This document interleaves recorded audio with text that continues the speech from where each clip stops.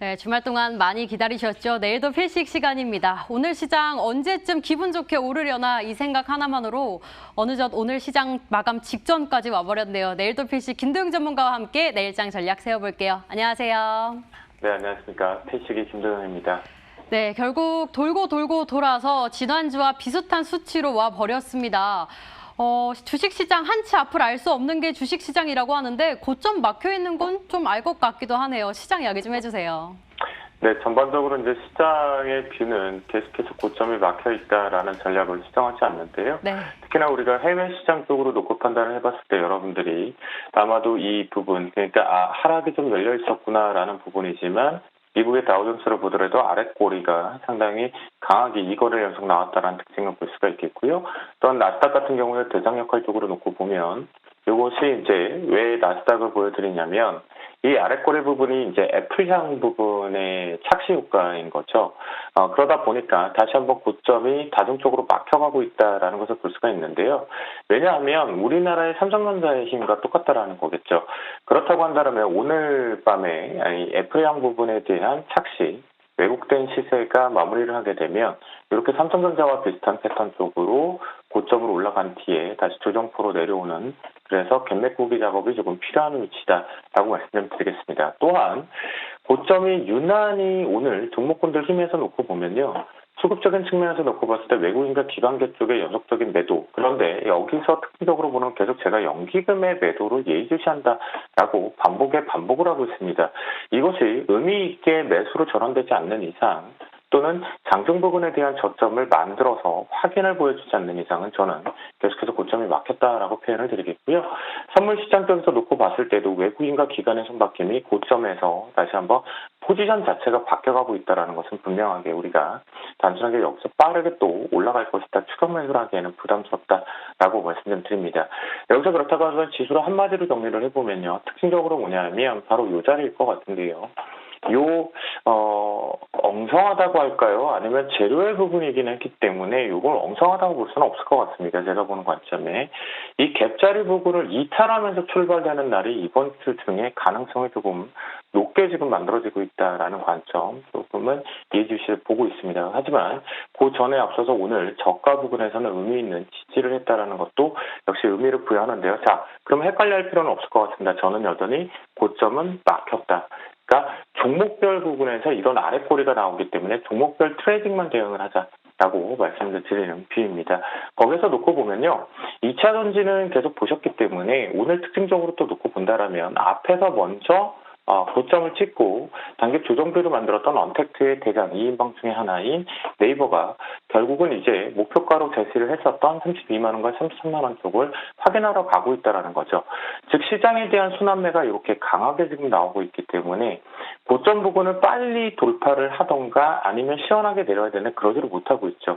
그런 부분이 아마도 오늘 밤에 GDP 이후에 발표되는 흐름 때문에 잠시 뒤에 말씀드리겠지만 그것 때문에 오늘 시장이 철저하게 좀 쉬어가지 않았나라는 생각이 들었고요. 또한 여기서 또 순환매 쪽으로 먼저 쉬었던 종목 잘 보자라는 표현을 드렸었죠. 스튜디오 드래곤이 컨텐츠 관련 쪽으로 하반기, 그리고 여러분들도 아마 주말을 통해서 특히나 이제 영화 관련된 개봉작들에 대한 표현들도 한번 확인을 해보셨을 겁니다. 이와 필두로 해서 드라마 쪽으로도 콘텐츠 쪽에 대한 확산성 요거 한번 체크해 볼 수가 있었던 특징이었고요.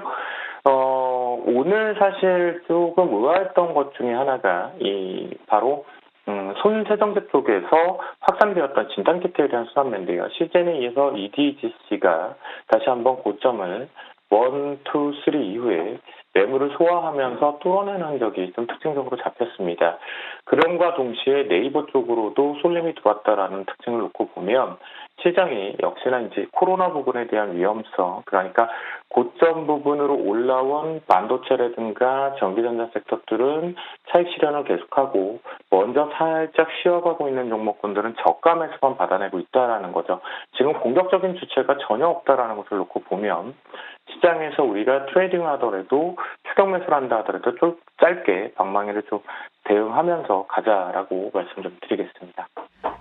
네, 2차 전지 관련주들이 시장을 잡아준 것뿐 고점은 여전히 막혀 있다는 의견 주셨는데요. 그럼에도 불구하고 주셨던 종목은 수익이 참 좋아요. 먼저 MC넥스의 경우는 16%대 그려지고 있고 또 원익 IPS도 19%대 수익 나고 있고요. 사마 콘덴서도 5% 넘게 수익이 나고 있는데 이 종목들 잠깐 리뷰도 좀 해주시고 또 내일장 전략도 세워봐야겠죠. 내일 시장 전략도 세워주세요. 네, 여기서 우리가 특징적으로 리뷰를 보는 것 중에 하나가 MC넥스의 춤입니다. 자, 여기서 갭을 하나를 지금 메꾸면서 위아래 꼬리로 메꿨습니다. 오늘 종가 자체가 들어 올렸기 때문에 긍정적이긴 하지만 핵심적으로 여기 이제 중요할 것 같습니다. 보유자의 영역일 것 같고요. 신규자분들도 만약에 업황 재료 부분을 가지고 들어간다고 하더라도 반드시 확인해야 될 자리가 38,600원 기준입니다. 38,600원 자체가 이탈할 경우에 전량 이 부분은 제외하고 간다. 그러니까 포트에서 정리하고 간다라는 표현을 드리고자 이 갭 메꾸기가 위아래 꼬리를 통해서 잘 만들었지만 부정적인 시각이 다시 한번 위쪽에 다중거점이 형성될 수 있다라는 것을 보여드리기 위해서 가지고 나왔던 부분이고요. 두 번째 쪽으로 원익 IPS 같은 경우에도 앞에서 지금 외천장 부분을 하나를 만들었죠. 그렇다고 한다면 이 저점 37,000원을 기점으로 해서 훼손하지 않는다면 좀 더 끌고 갈 수는 있겠지만 역시 이 부분을 쉽게 이탈을 한다면 정리하고 가야 된다. 왜냐? 윗꼬리 부분에서 계속해서 이렇게 음봉 부분과 아랫꼬리 부분을 만들어줘서 여러분들이 눌림목으로 좀 공격적으로 들어오게 하는데 이게 지금 제가 보는 관점에서는 종목의 보유 시간이 점점 더 이제는 좀 짧아지고 있다라는 판단을 하고 있기 때문에 전체적으로 원익 IPS도 37,000원을 훼손할 경우에 정리하고 가도록 하겠습니다. 여기에 이제 특징적으로 최근에 사실 알고 계실 겁니다. 그러니까 업황의 개선은 없다. 재고의 소진도 아직은 애매하다라는 표현을 쓰고 있죠. 사마 콘덴서 MLCC 쪽으로 대해서 트레이딩이 좀 진행되고 있는데요. 여기서 하나 포인트는 뭐냐면 고점을 갱신하고 다시 고점이 낮아지고 있다라는 거. 그렇다고 한다면 현재 아랫꼬리를 잡은 것까지는 긍정적인 표현을 쓸 수 있겠지만 직전 고점 부분들에 좀 더 낮춰진 그러니까 62,000원을 기점으로 해서 다시 한번 저항대가 걸린다라면 이런 종목군들이 지금 조금 조심해야 돼요. 주도 업종에서 탈락이 좀 되고 있기 때문에 그렇다고 한다면 트레이딩 순환매만 나오고 이탈을 할 경우에 이렇게 급락파 동안을 만들 수도 있으니까 이런 것들을 좀 방망이 짧게 잡고 대응하자라고 표현을 드리겠고요.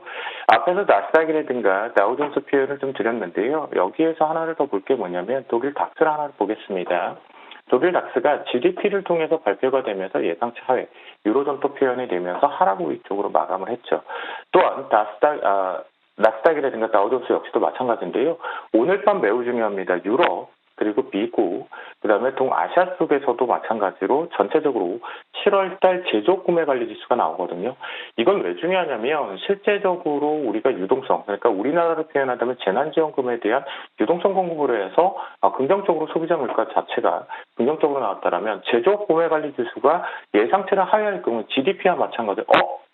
그러면 이 유동성으로 착시였구나. 정말 조금 여전히 경제는 제대로 돌아가지 않고 있구나. 라는 표현이 될 수 있거든요. 그렇다고 한다면 유럽발 부분에 대해서 저점의 이탈 가능성이 상당히 높아졌고요.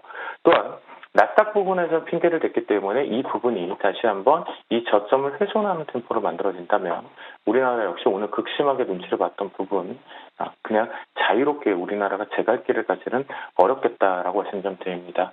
그렇다고 한다면 보수적인 시각을 유지하는 관점에서 여전히 컨텐츠와 그리고 음식료 업종 쪽에 트레이딩 쪽을 하겠는데요. 여기서 음식료 쪽으로 생각을 하면 여러분들이 CJ 제일제당을 혹시라도 생각하실 것 같은데요. 자, 지금 제가 제일 조심하고 있는 것 중에 하나가 뭐죠? 다중고점 형태를 만들어내고 있는 것들은 추격하지 않겠다라는 표현을 드리고 있죠. 그렇다면 CJ 제일제당은 아니겠죠. 이런 관점에서 음식료 쪽에 먼저 농심을 순환매 쪽으로 트레이딩하겠습니다. 가장 핵심 포인트 먼저 쉬었느냐 쉬어가지 않았느냐 핵심 포인트겠죠. 그런 관점에서 농심 트레이딩 쪽으로 바이 매수 의견을 좀 드려보도록 하겠고요. 두 번째 종목 쪽으로는 SK 이노베이션 오늘 같은 경우는 2차 전지 쪽 하지만 2차 전지의 포인트도 잡을 수 있겠지만 체질은 바뀐 건 인정을 합니다. 정유 부분 쪽으로도 같이 잡아가 보자. 그러니까 바닥 타출권으로 업황에 대한 개선을 좀 선취 관점인데요. 역시 방망이 짧게 하고 고점이 조금 낮아지고 있으니까 이 부분 쪽에서는 우리가 돌파 나가는 트레이딩 가지고 짧게 방망이 잡고 트레이딩 해보자라고 표현을 좀 드리겠습니다. 마지막으로는 앞에서 오늘의 특징 중에 하나였던 스튜디오 드래곤을 다시 한번 말씀드리겠는데요. 경쟁사들 대비해서 오늘 아프리카 TV도 조금 긍정적인 모습을 계속 보여주고 있다라는 부분에 제가 콘텐츠 강점, 넷플릭스뿐만 아니라 신작 플레이가 지금 나오고 있으니까 이 부분 순환매 쪽으로 방망이 좀 짧게 잡고 직전 고점 부분의 마디가인 9만 원 돌파 목표를 한번 잡고 트레이딩 해보자라고 말씀을 좀 드려보도록 하겠습니다. 네, 내일장 전략까지 함께 해봤습니다. 여기서 인사드릴게요. MTNW 김도영 전문가와 함께했습니다. 고맙습니다.